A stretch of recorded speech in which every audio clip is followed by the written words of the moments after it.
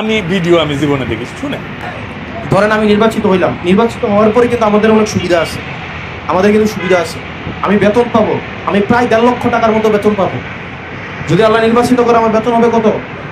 প্রায় 1.5 লক্ষ টাকা, 91-90 হাজার টাকা বেতন, বাসা ভাড়া, এটা সেটা, ঢাকা শহরে একটা বড় ফ্ল্যাট দিব।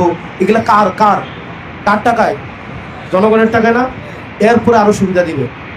সুবিধা হচ্ছে এই যে গাড়ির, রাস্তায় গাড়ি আছে না, এই গাড়ির দাম ধরেন একটা 10 লাখ 12 লাখ টাকা, কিন্তু আপনি কিনতে যান এই গাড়ির দাম 50 লাখ টাকা, কারণ আপনাকে ট্যাক্স দিতে হয়। কি দিতে হয়? ট্যাক্স। কিন্তু এমপিরা গাড়ি কেনার সময় ট্যাক্স লাগে না। তারা কিটা করে জানেননি? ধরেন একটা গাড়ির দাম ধরেন 8 কোটি টাকা, V8 একটা গাড়ি মডেলের, গাড়িটার দাম কত? আপনি কিনতে যাবেন 8 কোটি টাকা লাগবে, কিন্তু আমি যদি এমপি হই আমার লাগবে 2 কোটি টাকা। আমি কি করবো? আপনার থেকে আমি 6 কোটি টাকা নিবো, নিয়ে গাড়িটা কিনলাম, আমার লাভ কত? কয়টা? আর আপনার লাভ কয়টা?